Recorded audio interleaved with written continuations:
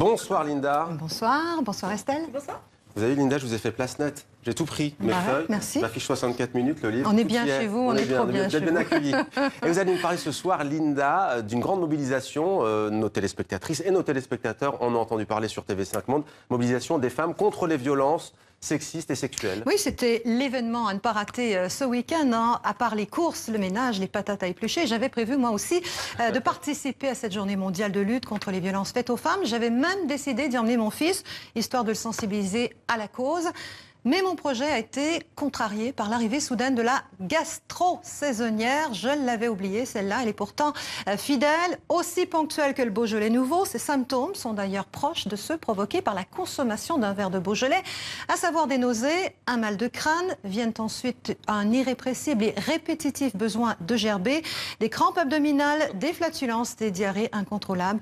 Je vous vois au bord de l'évanouissement. Vous êtes soudainement saisi d'une authentique envie de crever. Mais, à chaque malheur, son petit bonheur, Mohamed, j'ai eu la chance non pas d'en pâtir personnellement de cette gastro, mais d'en être la spectatrice. Ah, les joies de la maternité, l'allégresse de se sentir utile. Quoi de plus gratifiant que d'attraper une serpillière gluante pour ramasser pour la 3e fois les restes du quinoa tofu non digéré de la veille. Quoi de plus valorisant que de patiner dans la bile de votre progéniture, de passer ces pyjamas au Karcher, de chercher, désespéré, une autre serviette pour éponger le tapis visqueux du salon ou de tenir une bassine à bout de bras sous la bouche béante de l'être aimé, terrifié, et je ne vous parle pas des odeurs, Mohamed. Alors heureusement, comme je vous l'ai dit, je n'avais rien prévu ce week-end à part aller manifester. Alors entre 2 giclées de vomissures de riz, carottes, bananes, j'ai malgré tout pu suivre quelques reportages à la télé et je n'ai pas été déçue. D'abord parce qu'on a manifesté partout dans le monde. On parlera peut-être un jour du printemps des femmes. Et il y avait des hommes aussi témoignant de leur solidarité, de leur volonté de voir les choses évoluer. Et puis surtout, il y a eu cette annonce du président français qui a dit vouloir faire de l'égalité femmes-hommes la grande cause de son quinquennat.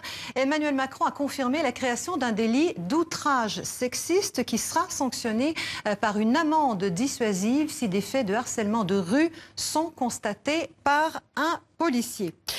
Cette menace a bien sûr fait bondir les associations de prédateurs sexuels présumés qui dénoncent une atteinte à la liberté de draguer. Sur le forum du site FTS, French Touch Seduction, un individu au pseudo de Challenge Brune se demande si cela ne risque pas, je cite, de limiter notre ténacité lorsqu'il s'agit d'obtenir l'accord d'une femme. Personnellement, poursuit-il, je ne lâche pas l'affaire lorsqu'une femme me dit non, car il y a des techniques qui permettent d'obtenir un numéro en insistant un peu. Alors si vous nous regardez ce soir, monsieur Challenge Brune, j'aimerais vous dire une chose. Si un jour on se croise dans la rue, vous et moi, et que vous êtes soudainement pris de nausées, de crampes abdominales et d'un besoin incontrôlé de gerber, eh bien, je vous laisserai crever, vous et votre gastro. Et j'espère pour vous que votre maman ne sera pas trop loin pour venir vous soigner.